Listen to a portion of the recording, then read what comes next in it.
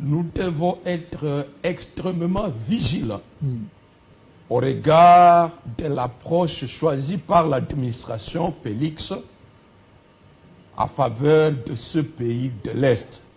Quel est le deal qui existait entre le Kenya et Félix? Entre l'Ouganda, le Rwanda, Burundi et Félix. Pourquoi aujourd'hui affaiblir les FARDC? Je pèse mes mots. Je viens te bénir.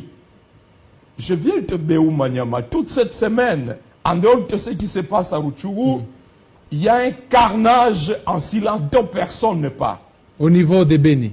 Le week-end dernier, non, nous sommes aujourd'hui lundi, Lundi, oui. De la semaine passée, dans la nuit du samedi au dimanche, à Biakato, les ADF ont égorgé 44 compatriotes, 44 Congolais. Les ADF. Les ADF. Le lundi. Dans la zone sous état de siège. Sous état de siège, ça c'est un territoire de Mambasa. Ouais. Le lundi, ils sont allés dans un autre village appelé Matolo. Je me suis entretenu avec le chef. Ils ont incendié tout le village, y compris la résidence du chef de localité. Toujours les ADF. Les ADF. Le lundi de la semaine passée. Après le carnage de Biakato. On dénombre à Matolo plus de 25 personnes tuées. Le mardi, ils sont entrés dans le village de Béou. Ça, c'est au nord Kivu. Ils ont tué. Personne n'a parlé. La même semaine, ils ont tué à Boulongo. C'est un secteur de Rwenzori. Personne n'a parlé.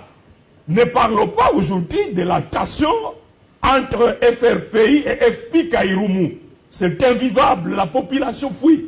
La tension qui sévit en ville de Bunia, où même un groupe armé a son état-major dans un des quartiers de la ville de Bunia, là où résident les gouverneurs militaires de l'Ituri. La résidence d'un député national a été attaquée à moins de 800 mètres du bureau du gouverneur militaire cette nuit.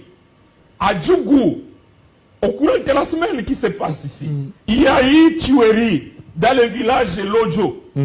On a dénombré au moins 17 personnes tuées le même jour, mais la société civile dit que le dénombrement tend vers 40 personnes tuées. C'est un chaos général. Pendant ce temps-là, Félix affiche une naïveté vis-à-vis des pays agresseurs. Pour lui, c'est l'approche diplomatique. Alors pourquoi j'ai dit on affaiblit délibérément les FARDC? D'abord, un problème d'effectif très très insignifiant. Pourtant, Félix, depuis longtemps, depuis le mois de juin de l'année passée, lui-même, il a dénoncé la magouille entretenue autour des effectifs. Là où on dit que l'on paye 1200 éléments, l'argent sort du trésor public pour 1200, mais on n'a même pas 200 militaires. À Béou-Maniama, vous trouvez difficilement 20 militaires. Dans tous ces villages ici, il y a un triangle, ce que l'on appelle actuellement le triangle de la mort. Donc il n'y a pas des effectifs conséquents. Il n'y en a pas.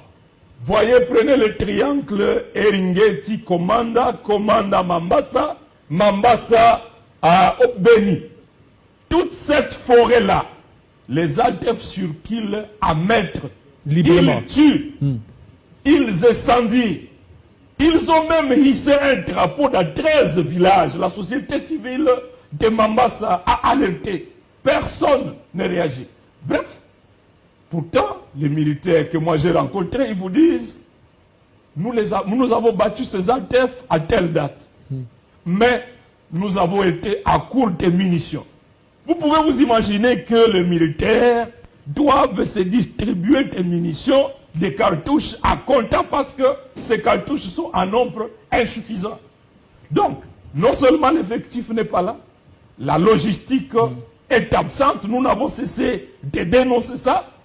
À Béou-Maniama, lors de l'attaque, il y a eu une attaque intérieure à la frontière entre l'Ituri et le Nord Kivu. Dans la nuit du 28 au 31 mai, les ADF ont égorgé plus de 56 compatriotes. 56. 56 Congolais. Ce sont des chiffres qui font froid au dos. Pour qui ça